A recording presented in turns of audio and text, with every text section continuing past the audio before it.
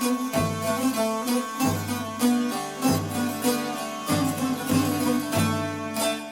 and welcome to the Majlis podcast, Radio Free Europe, Radio Liberty's current affairs talk show focusing on Central Asia. I'm Bruce Pannier, host of the Majlis and author of the Central Asia in Focus newsletter. On the first day of July 2022, Uzbek security forces brutally suppressed a large but peaceful protest in Nukus, the capital of the Karakalpakstan Sovereign Republic. People in Nukus were demonstrating against proposed amendments to Uzbekistan's constitution that would have stripped any references to sovereignty in Karakalpakstan. Officially, 21 people were killed, almost all of them protesters, and most of them died from wounds obviously inflicted by security forces. Suspects were rounded up and put on trial. All of them were from the protesters, and all were ethnic Karakalpaks. Show trials convicted 61 people, and enforced calm was imposed upon Karakalpakstan. Problems for Karakalpak activists outside Uzbekistan started shortly after the July 2022 violence. Several Karakalpak activists in Kazakhstan have been detained, including the recent detention of one of the leading spokesmen for the Karakalpaks, Akilbek Muratbay. Two Karakalpaks in Europe currently face the prospect of deportation. To discuss all this, I am joined by Arzu, a pseudonym for a native of Karakalpakstan, now living outside Uzbekistan. And in the interest of protecting her identity, we are taking Arzu's comments and using a different voice for this podcast. Catherine Putz, managing editor at the Diplomat magazine, Leila Seiitbek, chairwoman of the NGO Freedom For Eurasia, and joining us in the second half of the program will be Steve Swerdlow, a rights lawyer who has spent many years focusing on Central Asia and is currently an associate professor at the University of Southern California. Thank you all for joining me. And Arzu, I want to start with you. Before we get into individual cases, can you tell me what the recent events, detentions, and the what look like the deportations of Karakalpaks, how is this resonating in the Karakalpak community? People are devastated that not only are they being hard-pressed in Karakalpakstan, but outside of its territory in Kazakhstan or even in Austria, where you would expect a Western country to be more mindful about the issues. But we were shocked by the way the Austrian government handled the asylum case. Not only did they deport him, but the way they treated him was also very disappointing. They confiscated the little money he had and they took away his cell phone. He didn't have any communication. And of course in Poland it's even worse the way he's treated. He hasn't eaten for a few days, so we are very upset about the current events. And of course we're talking about Koshkarbay Muratov. So I'm going to Leila. You've been following this case. And actually, you have an update you can give us on Todor Muratov's situation. Yes, thank you, Bruce, for organizing this podcast on Karakalpak issues. This seems to be a topic that is very, very unknown to the people in the West. And those audiences in the West are actually now the ones who, many of them are decision makers, and will be deciding the fate of Karakalpaks that have managed to flee the repressions.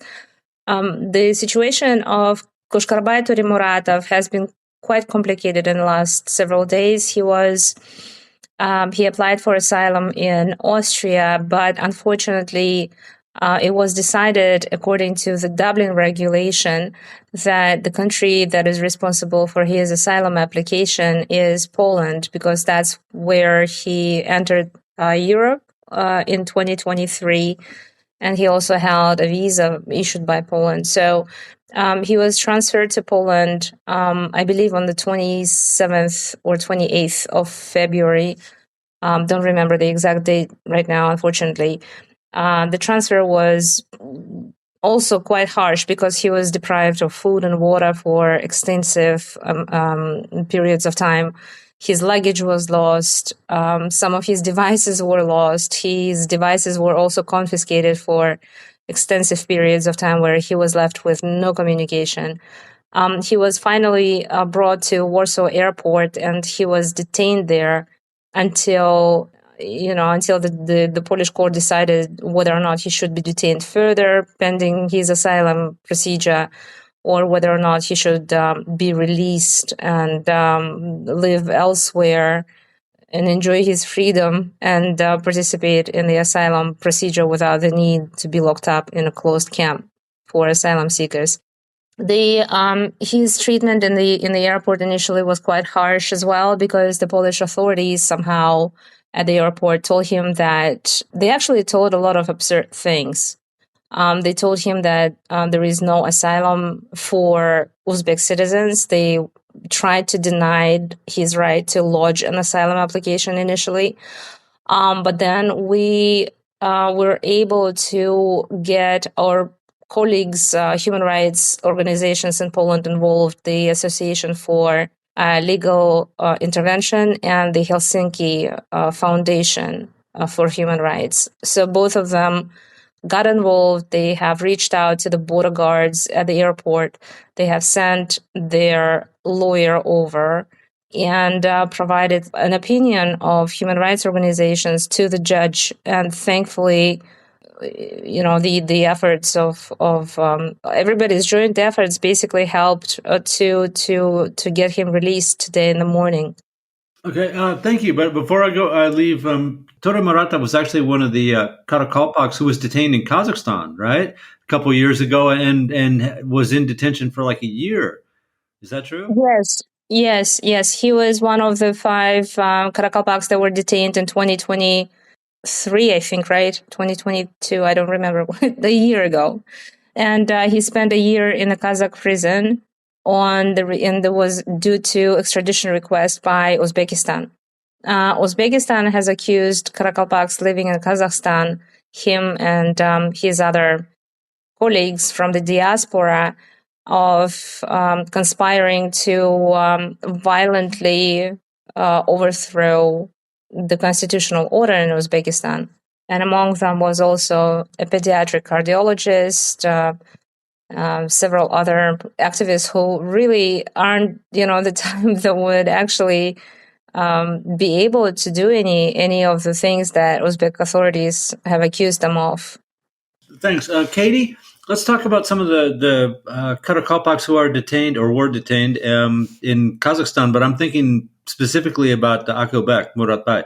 I know that you just recently did an article about him for the Diplomat too. Can you talk about his case, please?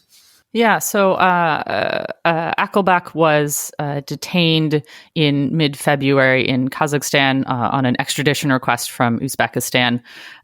He has lived in Kazakhstan for a decade, I believe, and for most of that decade wasn't really an activist. He was involved with the diaspora community on cultural issues, on labor migrant stuff, but he wasn't really political in any sense of the word until Kashkarbay was arrested in September of 2022. And that's when he explained to me over several conversations, that's when he really felt that he needed to get involved and start speaking up. He speaks very good English, which makes him a great source for journalists. And I think that's one of the reasons that he is now in trouble, is that he has been very outspoken, but very reasonably outspoken, I would say. He's not sort of one of these kind of crazy people who's sort of just shouting into the ether of the internet. He was very meticulous about documenting cases, particularly in Kazakhstan, of Karakalpaks under pressure. Including the 5 who spent a year in prison. All of them were ultimately released, but also denied asylum. And so he has sort of found himself in the same situation as those 5. He carries an Uzbek passport still, and that sets him apart as opposed to other activists who have acquired Kazakh citizenship or have moved elsewhere, sort of have another layer of protection, though we can certainly talk about the sort of veneer of that maybe. But yeah, so the current status that I understand from sort of regional reporting is that he's been given asylum seeker status, which should protect him from extradition at least through May, I believe. Through the end of May, it's 3 months, has the potential of being extended another 3 months, and should have him at least be considered for refugee status in Kazakhstan. I think it's most likely he will not be given refugee status in Kazakhstan. None of the other Karakalpaks, to my knowledge, have, but hopefully he will not be deported or extradited to Uzbekistan. And so that's the sort of current status of Akilbek. Okay, thank you. And I'm sure we'll get back to him during the course of the conversation. But before we leave, the topic of Karakalpak diaspora leaders. Arzu, could you describe or tell us a little bit about Niatbay Orazbayev, please? Niatbay Orazbayev, he was one of the leaders of Karakalpak diaspora in Kazakhstan. He was very knowledgeable about the issues of Karakalpak people, and he was a very peaceful person. He was focused mostly on preserving Karakalpak culture and language, and it was devastating when Kazakh government stripped his citizenship, and it caused tremendous stress on him. And most likely that was the reason of his death, and also that he was vulnerable and his family were not able to bury his body in Karakalpakstan according to his wish because Uzbek government would not allow that. Thank you, Arzu, for that description. I also, before I would be remiss if we didn't talk a little bit about the case of Nauruzbay Menlibayev. He's another Karakalpak activist, and an important one too that came from Uzbekistan. He's actually the founder of a couple movements. Leila, I know that Freedom For Eurasia has written about him. Can you tell us what his status is now? Where is he? Yeah, so Menlibayev also tried to apply for asylum in Austria, and he fled Poland for the same reason that Koshkarbay did. They both, and the other Karakalpaks as well, were they received death threats and also warnings from Uzbek diplomats at the conference, at the OSCE ODIHR conference, that they will either be killed or they will be removed from Poland, that they will somehow will get them back into Uzbekistan and will deal with them there. So they both fled. And Nauruzbay was also transferred from Austria to Poland under the Dublin procedure because Poland was the first safe country that he entered the Europe through. So he was returned with his wife and his baby. I think his baby is about 1.5 years old. His return was somewhat less harsh. And I think perhaps that was due to him having a small child with him. Although also the transfer was quite, they were deprived of food, they were deprived of water, which obviously the baby took quite, it was exhausted. But he was not detained upon arrival. He is trying to re-enter his asylum procedure that he had in Poland. We are working on it. I don't know at this moment what the decision of Polish authorities will be on his situation, whether or not they will continue his existing procedure or they will want to start a new one. We don't know that yet. But also we have asked our Polish colleagues to engage. So hopefully it will not be as complicated. Okay, thank you. Katie, I was wondering if you could also talk about, we'll go back to Kazakhstan here for a second, since Akobek is still in detention technically, although he's looking for asylum status. What has happened to the Karakalpaks who were detained? Can you take us through their situation and how that ended?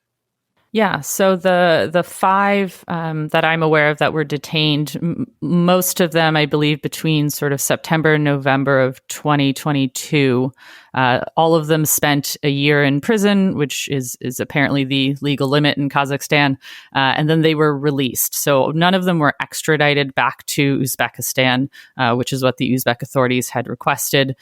They were allowed to stay in Kazakhstan, but after that, many or all of them applied for asylum, applied for refugee status in Kazakhstan. Those cases, to my knowledge, all of them were denied.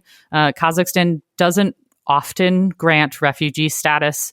The last numbers I saw is in sort of the mere hundreds, many of them from Afghanistan. There's not many from Uzbekistan that have gotten refugee status in Kazakhstan, though I would imagine there's been some who have applied.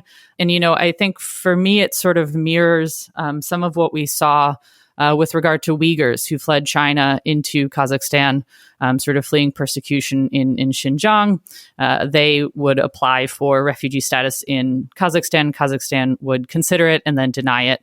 And then they would essentially sort of live in this murky in-between state where they're sort of allowed to stay, but are on sort of flimsy legal ground to do so. They can't go back, in the case of the Uyghurs, to China, in the case of the Karakalpaks to Karakalpakstan or Uzbekistan without sort of facing trouble.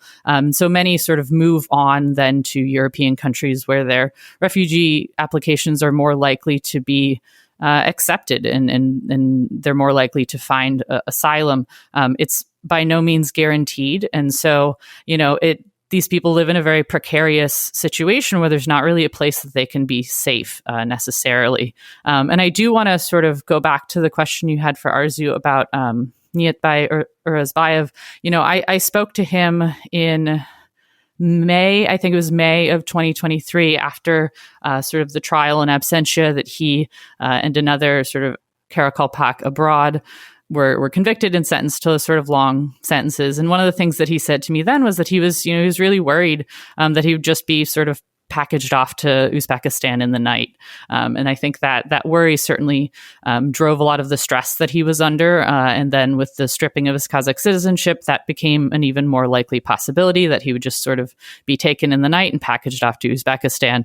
And so, he unfortunately passed away in January, I believe it was. But that's a lot of stress to live under, to be uncertain of your safety anywhere, and that's the reality that I think this community lives with.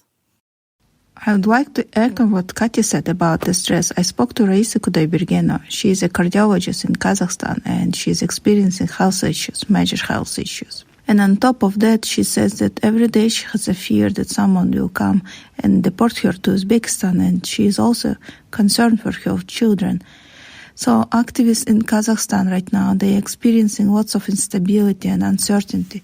Who is it going to be alive tomorrow or not?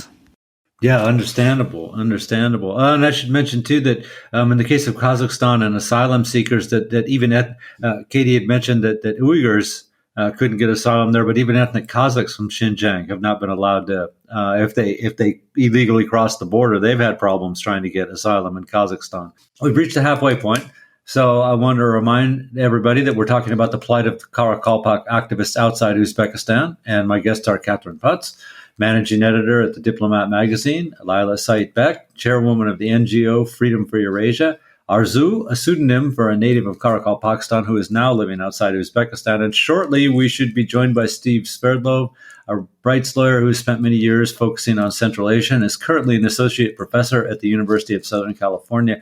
Leila, I want to start with you on this part. What can the Karakalpaks do to bump up their profile, so to speak, to get the more wider publicity for their situation? I mean, your organization is working on it. I'm going to ask you the same question in a minute, Katie. But is social networks enough? That seems to be what they're focusing on at the moment.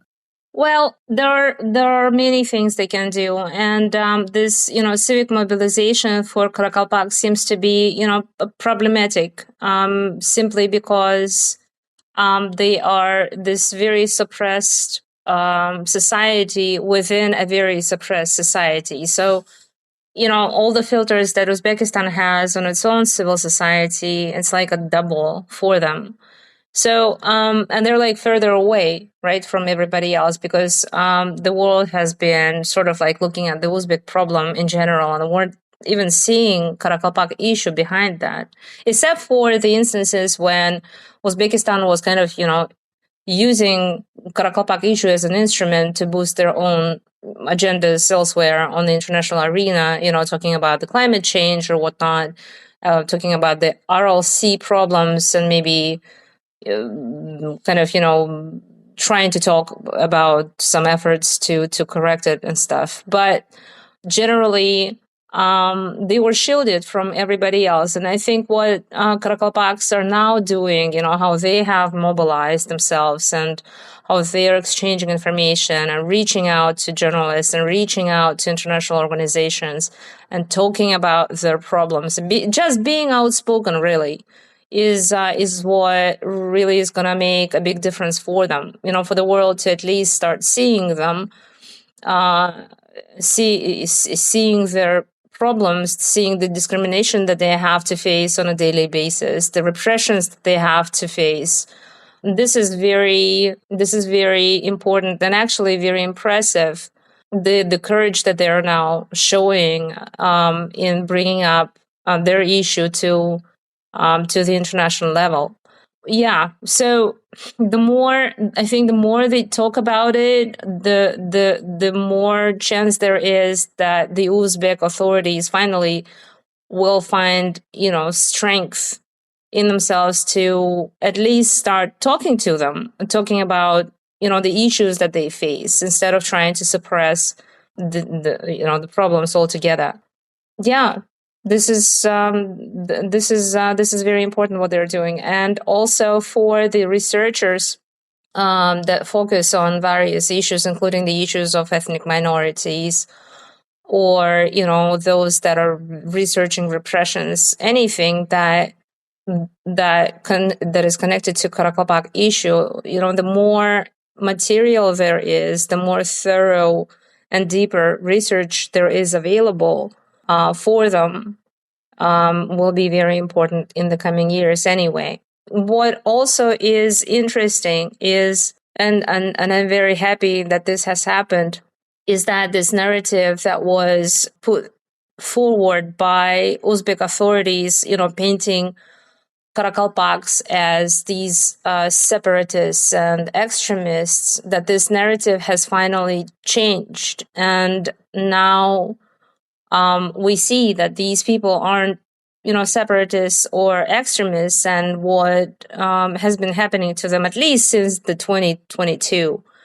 And the reason why these protests happened wasn't actually, Karakalpaks actually trying to break off of Uzbekistan, that it was just them trying to preserve the constitution in the way it was. And they were not the ones who were actually trying to overthrow the constitutional order. In fact, they were trying to preserve it, and they were trying to preserve the clause that provided them the right, even when the time comes, to vote whether or not they want to secede or not, or whether they want to stay within Uzbekistan, which is a right they want to keep, and that's understandable. At the same time, it would be wiser for Uzbek authorities to actually just, do their job, do what they're there for, and make their lives such that they wouldn't want to leave, that they would find it more beneficial for them to stay together with Uzbekistan. Okay, thank you. Katie, I want to ask you kind of the same question. Since you did just have that article about Karakalpaks, did you get any response? And what was it like to pitch the article? I mean, we're trying to figure out how well known the Karakalpaks are, and look at some of the challenges they face in getting their message out. Yeah, certainly. Well, the short answer is that I pitched it to myself, and I agreed with myself that I wanted to write about it, and so I wrote about it. I have a lot of leeway for what it is that I get to write about at the Diplomat. But that said, when it comes to paying attention to specific issues, it is hard to break through. There is a lot going on in the world. That's an understatement of the year. There's a lot going on in Asia, which is the regions that the Diplomat covers. I think when it comes to issues like the Karakalpak issue, the first barrier is a language one. It is my Russian is terrible, and I don't speak Uzbek. And so, I think being able to communicate what is happening in this community to journalists, both within the region, within the wider sort of Russian-speaking sphere, and then in Europe, that requires European languages, the United States and the UK that requires English, and so there are these language barriers that make it difficult. I think this is one of the reasons that Akalbak was such a great source, is because his English was really good and he was very meticulous about documenting what was going on. And so, when I think about what the Karakalpak community should do, one of those things is documenting in whatever language that they can document these things in, document what has happened and when. And then with that, try to communicate to people who do have some kind of platform to write about these things. And it is difficult, pitching a story can be really difficult. Not all journalists will be interested in this, but some certainly would be. And it takes kind of persistence and diligence, and a bit of kind of diplomacy to really reach out to people who have an opportunity to write about something. Now, for myself, and like is probably the wrong word, but I like writing about issues like this because they're not being covered. But these are people who want to live. I think Leila explained it really clearly. The Karakalpak people just want to live their lives. The Uzbek constitution guarantees them certain rights. It even guarantees them the right to talk about those rights, but that's the problem. The Uzbek state doesn't want them to talk about these issues. And so that's where this sort of tension comes from. I think the events of 2022, the summer of 2022, is very much an own goal on Tashkent. Proposing those specific changes to the constitution were essentially unnecessary. And really triggered the conversations that they really don't want to be happening. But the Karakalpak people have the right to have this conversation. It's literally in the constitution that they have the right to have this conversation. The problem is that the laws in Uzbekistan and the way that those are enforced, I always find it sort of darkly amusing that, the charge is often, a threat to the constitutional order, but they're talking about the Constitution and the constitutional order, not getting, their discussion is about preserving it, not about changing it. And so, I think that's always sort of a bit ironic. But back to your, question, I think, it takes sort of diligence and often tying these issues to larger issues. I think what is happening in Karakalpakstan is indicative of the way that Uzbekistan and Uzbek authorities still approach dissent and still approach sort of opposition. It might be gentler in other parts of Uzbekistan, but it is not wholly different. And so I think some of those connections could be important. I think the Karakalpaks sort of fall into a category of peoples, and there's a lot of differences in the list that I'm about to sort of lay out, but they fall into a category of peoples whose sort of cultural nation exists within a larger sort of modern nation state, but doesn't quite belong to it. So you have the Pamiris in Tajikistan, you have the Rohingya in Myanmar, you have the Uyghurs in China, and the Tibetans in China, and these people all sort of have tensions and difficulties with the states that they ostensibly belong to, when really those states should be protecting and helping preserve their cultures. They're really trying to destroy them, and that's really unfortunate. Okay, thank you. Let's see if we can get Steve here. Can you speak a little bit about the legal cases against these people? Let's start with the Karakalpaks who are in Kazakhstan. I mean, legally, how can you detain them, and on what charge? Well, what we see are the classic collection, I guess you could say. Even I might even use the phrase "the greatest hits" of the Uzbek government when they go after political dissent of any kind. Article 159, which is the attempt to overthrow the constitutional order. Article 244, various parts of that, which essentially criminalize the distribution or the dissemination of so-called extremist literature. These are really since the late 90s, since Karimov enshrined this really repressive system and Mirziyoyev has continued it, are the articles that are so broad, they're so vague that they can essentially be used to criminalize anything the government deems as threatening. And this is one of the most sensitive areas for the government. And as I think I heard Katie mentioning a few moments ago, the absurdity, of course, of all of these cases is that the very acts that are being punished, the discussion of the autonomy, of the sovereignty, of the constitutional referendum process around Karakalpakstan are actually enshrined in not only the new, but also the old versions of the Uzbek constitution. And so they're punishing essentially the core constitutional rights that exist, in addition to the right of free speech or the right of freedom of expression, which also exists in the Uzbek constitution. So all the cases are built around these overbroad notions of extremism and terrorism.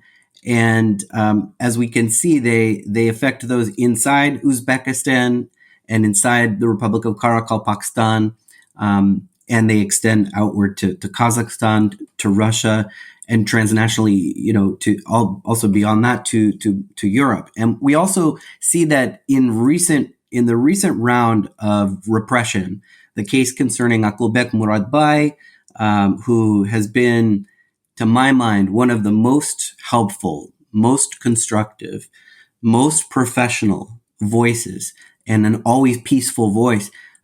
His case, and also the case of Koshkarabay Toremuratov, in addition to some others, also seem to hinge recently more on the fact that the Karakalpak activist community was using a very important forum, the OSCE Human Dimension Implementation Meeting, which we've seen, Bruce, over many years, a lot of repression coming down on the heads of activists in Central Asia who go and dare to use that forum, which is Europe's largest human rights conference, where activists and governments can sit down at one table and speak about issues. And because the Karakalpak activist community decided to utilize that conference to raise issues and human rights issues, they really got the attention of Tashkent and the security services. And so we've seen the legal cases around Koshkarabay and also Akulbek circulating around, the posting of videos of presentations by activists at that meeting. Okay, thanks. And now that we got you, I'm going to force you to make up for not being here on right at the start and give you lots of time here. What about the situation in Europe, legally speaking? I mean, we had two Karakalpak activists who suddenly had problems in February. Legally, what happened there?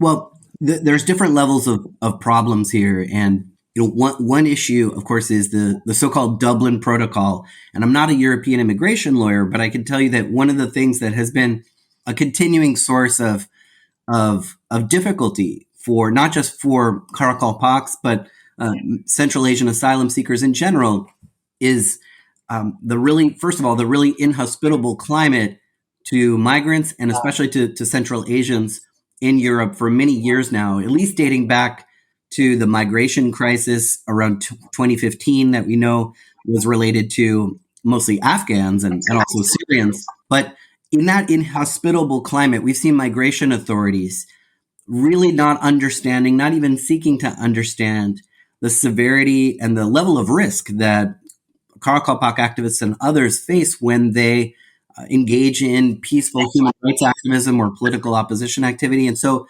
what we've seen recently is an enforcement of the Dublin Rule, which basically says that if you've set foot first on one European country, you have to seek asylum there. And so a number of activists that have been in Austria or sometimes in France or Germany have gone there, have been returned to Poland if that's the first place that they set foot when they entered the territory of the European Union or of the Schengen zone, I should be more precise. And the problem with that is that Poland has been, along with some of the other states, has been distinguishing itself in creating real risks of extraditing or forcibly returning Karakalpaks and Central Asians back to Central Asia where they could be tortured. Now, the key issue there is my favorite French term, non-refoulement. It's the basic principle that you cannot return someone to a country where they could face torture or a substantial likelihood of harm. And in recent years, as Leila and Katie know so well, we've had some troubling cases, not just concerning Karakalpaks, but also Tajiks. For example, Germany returned someone, Abdullahi Shamsidin, to Tajikistan, which resulted in a long prison sentence. Austria returned someone. Poland also, just last summer. And so there's a real risk here that the Karakalpak community has to face, and they have no real access to legal resources, to representation, to quality legal representation that would help them. Of course, organizations like Freedom For Eurasia are doing amazing work helping them as a first line of defense. But I think what this shows us is that we need real resources to protect Central Asians that are in this situation in Europe. We also need, I think, on the level of the UN, we do need transnational repression experts to be looking at the connection between repression in Central Asia and the way in which these extradition requests are really being used aggressively in Europe to silence peaceful dissent. So all of that is happening at the same time as we have the wave of arrests in Kazakhstan. We have the intimidation of students in Karakalpakstan itself. We've had reports of increased repression in Russia recently related to Akılbek Muratbay's case. So all of this is happening transnationally, and it should worry us, and it really requires a creative response. Thank you. Leila, I'm curious, since you are in Europe, I mean, without going into the process too much, but do the European officials ever consult with your organization, or who do they consult with? If they've detained someone who's a Karakalpak, do they bother to do some background research and contact organizations that might know something more about the situation in Karakalpakstan? Well, they usually consult, the existing sort of like encyclopedias that they usually use. There are a number of resources that they have traditionally used about basically with a description of various countries. But the problem is that those resources often they have very basic information and don't really go into depth. And even if that information about a certain country, say about Uzbekistan or about Tajikistan, even if that resource provides an information that that's a repressive regime, you can't return activists to that regime. The asylum authorities often ignore that, and they start playing the game of, finding or, in some way to argue that the person can be returned. And I can give you an example. That example that, for example, Steve just mentioned out of Austria, where they have returned a political activist, a civil activist, to Tajikistan. And in that situation, what they did was they said, well, yes, we understand that the person that you are talking about, that you are saying you are, might be in danger, but we don't think that's you. And they have sent him out. The person, I think he got 25 years in jail for his activism and was accused of treason. In other cases, the European authorities, I was actually in Germany, one of the asylum asylum denials about a woman who was raped in the the decision, the judge actually said, well, the rape took place many years ago, so she should be okay. We don't know why she should be traumatized. It's okay. It's nothing terrible. And they just make these really callous decisions, and I really don't know where they get the ideas of how to sort of intricately argue in order to make it everything to enable the country to deport the person. So what I feel from these asylum cases is that the authorities aren't really looking for ways to help this person stay. They, on contrary, do everything possible and impossible to make sure that the person is removed from the country. So whenever you provide tons of evidence, they will go and they will argue that that's not enough. Or they will just say that they don't believe you. That's it. I mean, they won't even provide you reasons of why. They just say that you're not believable. That's it. And I know about the asylum procedure not only from a professional point of view as a person who helps the asylum seekers, but also as a person that was in the asylum procedure for 6 years.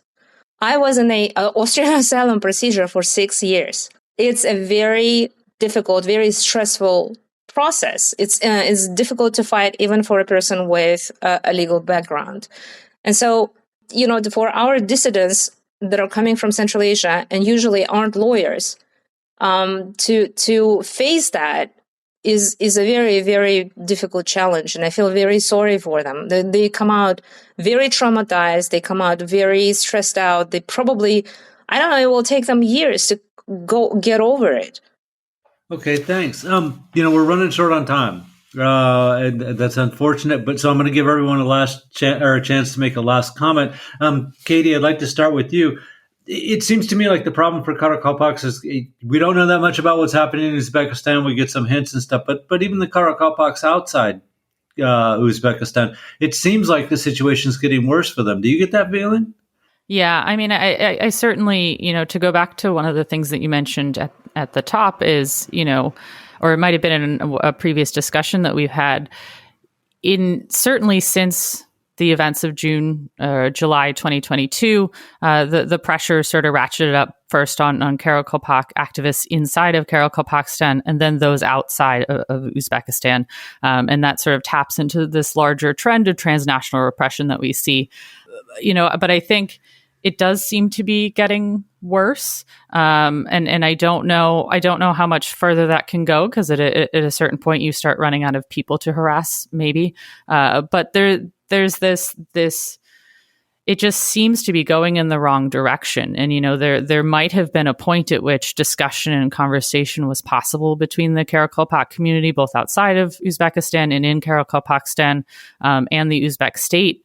But, there's such a deficit of trust at this point that I don't know who would talk to whom and how they could possibly approach some kind of reasonable coexistence. There might have been a world in which that existed, but Tashkent doesn't seem interested in that possibility. And to be frank, why would the Karakalpak community at this point want to talk to the Uzbek state?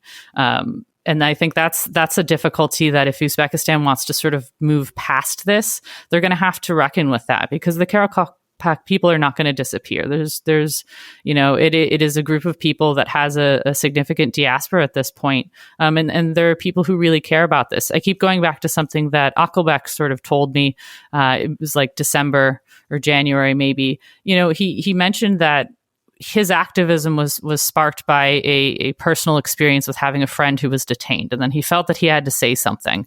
And he told me, once you start speaking, you realize that they either listen or they don't, but you are doing something. And that, once, if the Uzbek state continues to persecute sort of Karakalpak people, those who have been silent will start speaking, and those who are speaking are going to speak louder. And he said the worst case scenario is that those who are already speaking take actions that are more drastic. And he described that as the worst case scenario. I think that illustrates what a peaceable guy he is, and which sort of throws his detention and the possibility of his extradition even more into sort of stark contrast, that this is somebody that the Uzbek state could have used is the wrong word, but conversed with and start building bridges, but they're not really interested in building bridges. That seems clear. And so I don't really know where this will go, but I guess we should remain hopeful that people will continue to speak up and more people will pay attention, because, while this applies to a relatively small community in the global scale, this is the kind of oppression that we should sort of be pushing back against everywhere. Great, thank you. Leila, am I wrong that the situation suddenly seems to be getting worse for Karakalpak activists outside Kazakhstan? Outside Uzbekistan, excuse me. Yeah, I agree with you and with Katie. Uzbek authorities, unfortunately, seem to have intensified their attack on Karakalpaks. And I think this is a really big mistake on their part, because it would have been much easier for them to engage in conversation and to find some constructive ways to solve this issue with Karakalpaks. And as Katie has mentioned, they are not going anywhere. They're there and they're everywhere. And they are certainly not stopping to talk about their issues. If Uzbek authorities are still trying, we see that they are still trying to paint their, picture in a more positive sort of color, and they're spending so much resources on building that image in the West to show them as this sort of like liberal government that wants to implement reforms in Uzbekistan and are open to the world, to democratic reforms. They should actually show it with their actions. And if there is any criticism coming out, they should learn to take it in a healthy way and react in a healthy way, and not the way they have reacted to, for example, even the side event that we held with Karakalpaks, where the Uzbek authorities, the Uzbek delegation was attacking us the entire week. I mean, this was not the purpose of the side event. The purpose was exactly to kind of, start this conversation between them, between the Uzbek authorities and the Karakalpak minorities. So I hope maybe somebody within the Uzbek government will start thinking in that direction. I think that would really be a big change. Okay, thank you, Steve, and take whatever time you need here. But what do you think? Is the situation getting worse for Karakalpak activists now suddenly?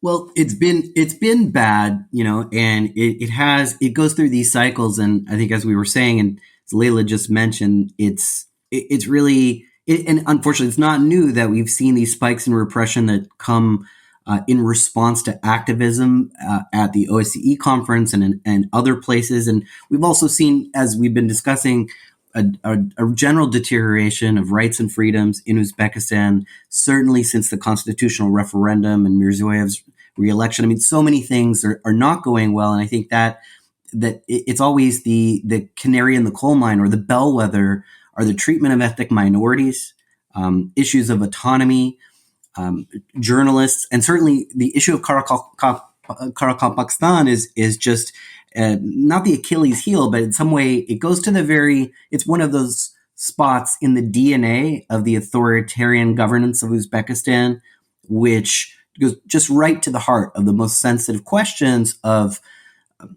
whether or not this system can ever be generally representative or democratic or give a voice to its constituent members. And I completely agree with Katie and Leila that the Karakalpak movement has been there. It will be there.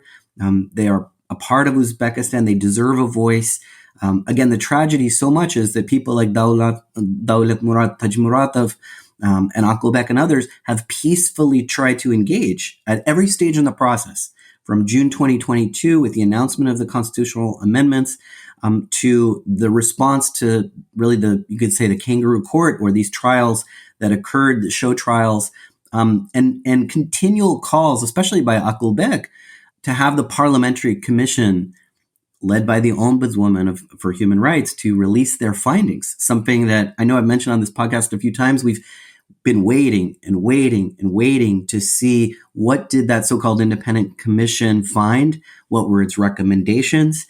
The fact that those haven't been released, I think that's really another powerful indictment of the claims made in the first early days after the crisis, after the crackdown and the killings, that the government was trying to distinguish itself from the earlier response to Andijan in 2005. And the fact that that commission was muzzled, its members not really able to speak.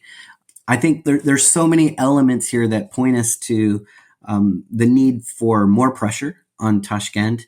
I'm really concerned about Daulat Murat's overall health, the torture that we know has occurred. I'm so concerned for the detained activists throughout Kazakhstan. Of course, now this wave of repression that's extending to Europe. I think it speaks to the fact that if we don't address these core issues, the fact that these same old criminal statutes, the ones that I mentioned a few moments ago, get used again and again and again, we're going to keep having this problem. And I also think back to when I visited Karakalpakstan before this crisis happened, a few years before, and I witnessed the most modest signs of opposition protests that were occurring in Nukus, and I saw the brutality with which the plainclothes officers and security officials, this was in 2020, mind you, approached individuals and arrested them just for holding up flags and signs. That's not a constructive response. That's engineered and designed to create more conflict, more problems. So I'm really hoping that, and let me just throw one more final point into the mix, perhaps, is that Uzbekistan has to conduct a census, which they've been avoiding doing for 30 years. So we don't really have, and the state doesn't have, unfortunately, data at its fingertips to actually respond to the real concerns about socioeconomic growth, the effects of the Aral Sea crisis, the economic needs. We don't even know what the prison population in Uzbekistan is broken down by ethnicity. So I think just this issue of actually governing requires the Uzbek government to engage with the Karakalpak community as citizens, as members of the polity, rather than as, according to these criminal statutes, as potential extremists or terrorists. So I'm really hopeful that that will change, of course, only with pressure from the international community. And along with that, as I said earlier, we need European migration authorities to get smart and actually, get rid of any condescending notions, and dare I say racist ones, about Central Asians. And we also need Kazakhstan, of course, to live up to its international obligations to protect asylum seekers and also not return anyone to Uzbekistan where they could be faced, with the risk of torture. Okay, thank you. Arzu, you're a representative of the Karakalpak community. You get the last word. What would you like to say about the situation now and the situation inside the Karakalpak community? The situation in Karakalpakstan is very dire. Anyone who tries to speak up, they are beaten up, they are locked up in the prison, and people who are overseas, they are facing challenges as well. My own family members received death threats and imprisonment threats. A month ago, his family members received death threats as well, and he was convicted as a criminal for just speaking out about the issues in Karakalpakstan. Overall, I want to tell that Uzbekistan government is very repressive, and the latest case with Akulbay Muratbay's arrest is the good example. They convicted him for posting OSCE videos on his YouTube channel, and those videos are available on the OSCE website, and it's not a crime. They're also accusing him for the violence because he encouraged people to turn off their lights for 16 minutes to feel how does it feel for Davlet Murat Tajimuratov being squeezed in the darkness. And Davlet Murat Tajimuratov was sentenced for 16 years. And Uzbek government is saying that it's a crime and it's violence. When I see there is anyone who has clear conscience will say that it's not a crime. Freedom of expression is a fundamental human right, enshrined in Article 19 of the Universal Declaration of Human Rights. I'm immensely grateful to Volker Türk, the top UN Human Rights Commissioner, and Matteo Mikasi, the head of OSCE Human Rights Office, for personal visit at Karakalpakstan. However, the Uzbek government adeptly misrepresented the real issues by allowing only pro-government individuals to speak with these officials. Opening international organizations' offices in Karakalpakstan could potentially alleviate the challenges faced by Karakalpak people. It was also positive that the Aral Sea issue was highlighted at COP28. The international community needs to be aware that the substational funds dedicated for Aral Sea has been significantly misused by the Uzbek government. Therefore, I urge international communities to hold Uzbekistan accountable and directly invest in Karakalpakstan. The Uzbek government systematically eradicates Karakalpak language and culture, evident in the rising mass migration of the ethnic Uzbeks from other parts of Uzbekistan to Karakalpakstan. This unsettling trend includes the rewriting of Karakalpak history and the renaming of streets. Notably, a major avenue named after prominent Karakalpak writer has been changed to Uzbekistan Avenue, while another significant major road in Nukus now bears the name of Uzbek dictator Islam Karimov. I urge international community and Western governments to help Karakalpak people. And we spoke about the Karakalpak activists in Europe. And I want to also mention about Karakalpak activist Karolbay Bekmuratov. He is in Poland.